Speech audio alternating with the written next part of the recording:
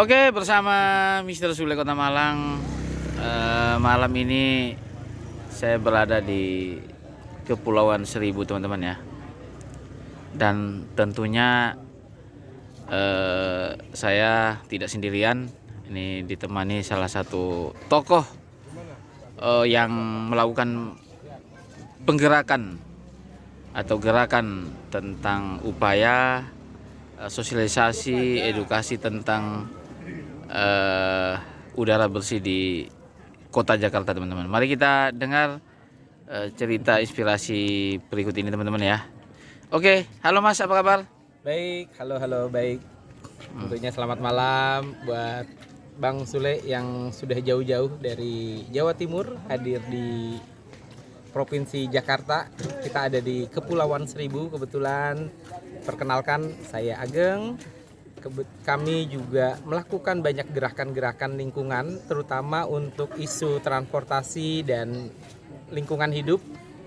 Kami mendorong bagaimana pemerintah di DKI Jakarta ini memiliki program tentunya yang itu membangun gerakan massal juga berdampak jangka panjang yang menjadi trigger dalam melakukan pengendalian pencemaran udara khususnya di perkotaan. Nah, kebetulan kami mendorong menginisiasi sebuah gerakan melalui program Car Free Day.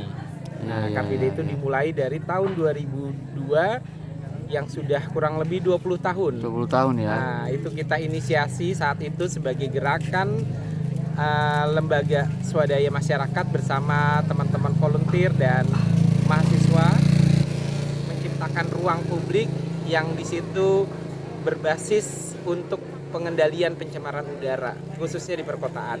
Jadi membangun isu tentang lingkungan hidup, kebersihan, juga men-trigger orang untuk mengurangi atau menggunakan kendaraan angkutan massal serta mengurangi kendaraan pribadi.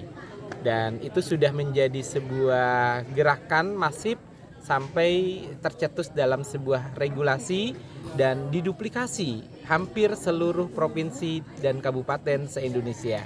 Dan Jakarta menjadi inisiatornya yang sudah menjadi role model dan percontohan bukan hanya di tingkat nasional, tapi juga kita menjadi percontohan negara-negara tingkat Asia bahkan Eropa yang belajar dari kota Jakarta tentang bagaimana Car Free Day menjadi role model pengendalian pencemaran udara. Wah, ya luar biasa ya. Ya. Oke. Berarti memulai kampanye itu, kemudian kira-kira jarak berapa tahun baru bisa tercetus gerakan yang masif itu? Kita butuh perjuangan panjang. Tahun 2002 itu kita membangun gerakan itu hanya dengan bermodalkan dukungan teman-teman aktivis lingkungan dari gerakan Back to Walk, teman-teman pegiat sampah, teman-teman peduli lingkungan, MPA. Nah, itu yang kita ajak untuk berkolaborasi. Kita ajak setiap minggu melakukan penutupan jalan, dan jalan itu tidak boleh dilalui oleh mobil, dan itu harus digunakan untuk mengendalikan, menciptakan udara bersih perkotaan. Nah, itu berlangsung kurang lebih perjuangan kita itu baru 2-3 tahun itu direspon oleh pemerintah. Dan itu pun belum disetujui oleh pemerintah. Awalnya kita mendorong dan teman-teman di kepolisian yang mendukung kita. Kemudian tahun 2005 pemerintah mengeluarkan regulasi Perda. Dari situ mulailah kita memiliki payung hukum dan memiliki sebuah aturan. Sehingga akhirnya kita terbentuk tim kerja yang itu juga bersama-sama dengan mitra pemerintah dan unit atau organisasi terkait di pemerintahan untuk melakukan kegiatan tersebut. Nah, itu perjuangan kita yang kurang lebih 20 tahun 20 kita melakukannya. tahun ya. Masya Allah, luar biasa ya perjuangan teman-teman ya. Iya. Kemudian model atau informasi yang disampaikan ke masyarakat itu apakah melalui informasi publik atau hanya sekedar udahlah kita buat aksi gitu, atau ada trik-trik khusus supaya masyarakat semua tahu bahwa ini gerakan masif dan bisa diikuti dan bisa menjadi regulasi ini? Ya, awalnya aktivitas kita tentu sangat didukung oleh teman-teman media Itu mereka sangat merespon gerakan kita. Itu aksi-aksi kita dalam melakukan penutupan jalan itu selalu diliput oleh teman-teman media, sehingga itu menjadi sebuah isu sentral bahkan populis di perkotaan. Karena saat itu dengan tingkat kemacetan, polusi perkotaan yang tinggi, kita meminta bahwa harus ada satu hari, bahkan waktu itu kita dari jam 6 sampai jam 2 itu kita minta jalan itu ditutup. Yang itu jalan utama, protokol itu harus kita lakukan penutupan. Gempurannya kita dengan dunia bisnis, teman-teman di industri otomotif, perhotelan itu sangat mengecam. Bahkan sering kali kita mendapat ya mungkin hal-hal yang negatif di mata mereka. Tapi akhirnya jangka lambat laun akhirnya gerakan kita, karena pemerintah melihat ini menjadi solusi untuk tingkat perkotaan, akhirnya ini dijadikan percontohan.